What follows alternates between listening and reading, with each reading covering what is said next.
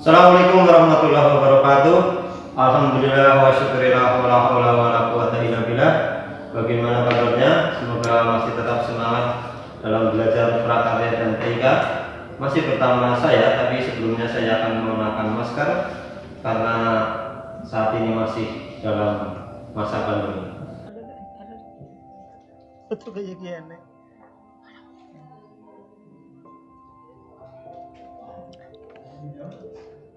Pada kesempatan kali ini kita akan belajar tentang belajar tentang wadah untuk budidaya ikan konsumsi ya. Langsung saja kita simak penjelasannya.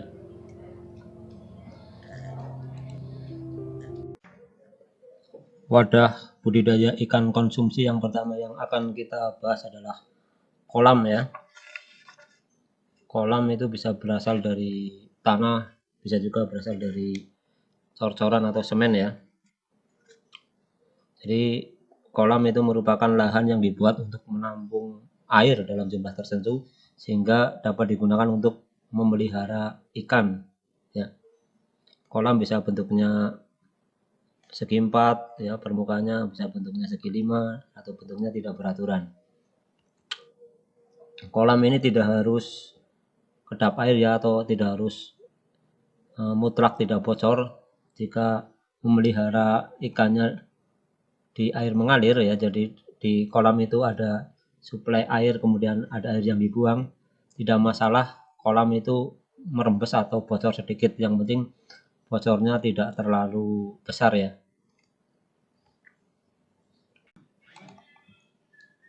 Ini merupakan kolam dari tanah ya.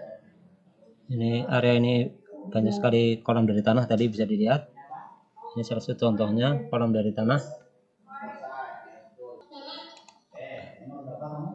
Ya, ini terlihat kolam dari tanah yang airnya tidak ada ya, seperti itu. Kalau yang ini kolam dari semen ya, itu terlihat ikannya banyak sekali.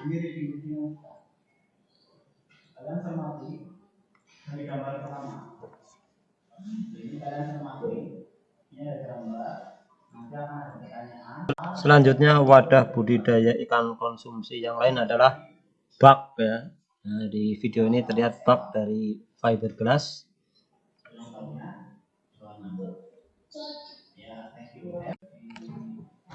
Ada juga bak yang terbuat dari terpal ya. Sebenarnya di masyarakat istilah bak dan kolam itu kadang-kadang hampir sama. Ada yang menyebut juga kolam terpal ya. Tapi saran saya kamu tidak terlalu terpancang dengan istilah tersebut ya. Jadi masyarakat bisa menyebutnya juga kolam terpal. Tapi dalam materi pelajaran ini disebut bak terpal. Tapi jangan terlalu terpancang dengan istilah tersebut, karena pada prakarya yang paling bagus adalah bagaimana kamu berhasil melakukannya ya. Kalau dalam hal ini budidaya ikan konsumsi ya, kamu berhasil membudidayakannya. Wadah budidaya ikan konsumsi selanjutnya adalah keramba ya. Ini adalah video keramba apung ya di lautan ini ya.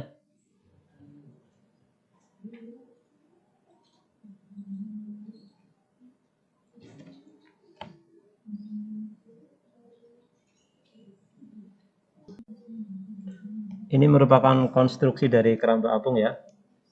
Yang bagian ini ya yang saya sorot pakai mouse adalah pelampungnya ya, yaitu sesuatu biar keramba apung itu tetap mengapung di air. Ya, sebagai contoh misal drum, atau mungkin bisa juga jeligen atau botol ya, atau mungkin styrofoam yang sini. Yang penting bisa mengapung di air. Kemudian yang ini adalah jaring ya. Jaring untuk tempat ikan yang dibudidayakan. Biasanya di bawah jaring itu dikasih pemberat agar jaringnya masuk ke air.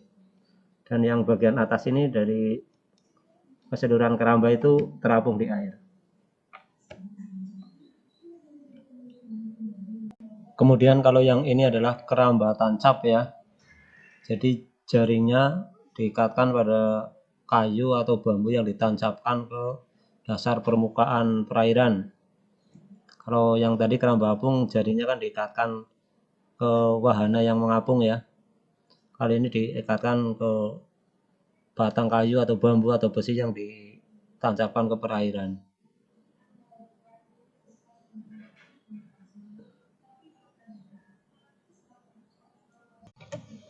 Wadah budidaya ikan konsumsi selanjutnya adalah akuarium ya. Di situ terlihat beberapa ikan ya, ikan gurame di akuarium. Biasanya wadah budidaya ini terbuat dari kaca ya. Tapi ada juga ya terbuat dari sejenis fiberglass. Wadah budidaya ikan selanjutnya adalah ember ya. Ini merupakan inovasi baru dalam pembudidayaan ikan di ember. Dan sering juga dipakai juga untuk menanam tanaman sayuran.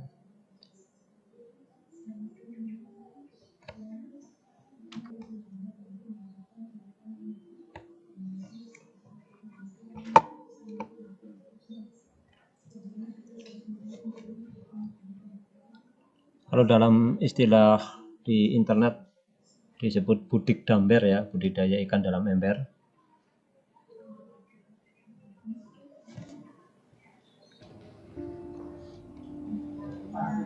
Demikian tadi pembelajaran kita kali ini.